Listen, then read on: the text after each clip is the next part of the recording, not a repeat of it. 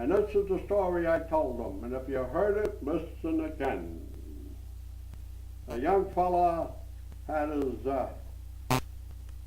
Walkman with him, the thing he listened to, I think you call it that, listening to his music, walking along, and finally he sees a barber shop. And he looks into the barber shop, there's no one in there. And Luigi, who's been sitting there since 7 o'clock in the morning, for the first time in his 40 some odd years having this barber shop, nobody has entered it yet at 10 o'clock. So this kid decides, he's about 17, 18, decides to go in. They got a haircut. So Luigi was so happy to see him, he puts him on a chair, puts the apron around him. And Luigi said, we take off the earphones. Well, I said, no. And Luigi said, well, I can give you a better haircut if I take them off. The fellow said, look, if you can't cut my hair with my earphones on, I go someplace else. So Luigi doesn't want to lose this first person. All right. Well, Luigi goes, and in those days they were very, with these guys could really maneuver those scissors, and they would really sing. And the first thing you know, this kid starts falling asleep. And so Luigi said, I'll take his earphones off, I'll cut his hair, and when I'm ready to awaken him, I'll put them on again. So he takes them off, puts the whole instrument on that little shelf in front of the mirror, and he continues to cut the hair. All of a sudden, this fellow's head goes down. So Luigi lifts it up, and he goes down. Lifts it up, and he goes down. So he picks up his wrist, listens, gets the pulse, and he calls 911. Bingo! They pronounce him dead. So Luigi is now mortified. One customer dies on my chair. So the cops said to him, look, it's not your fault, the kid dropped dead of a heart attack. And they take him away.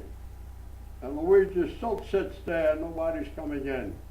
All of a sudden he looks at the mirror, and on the shelf he sees that little instrument that he took off from this young lad. And he listens. And what do you think he heard? Breathe in, breathe out. See it? Breathe in, breathe out. And now everybody started laughing. I said, yeah, it's a joke, but just think.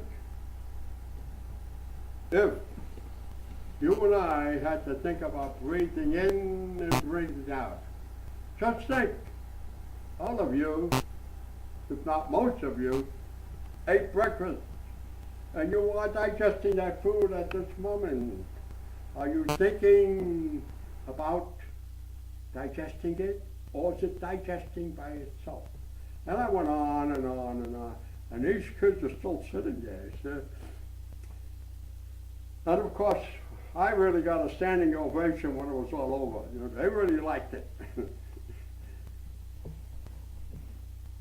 These kids, they're teenagers now. They're up there. They always send me a Christmas card. And what do you think they put on the bottom?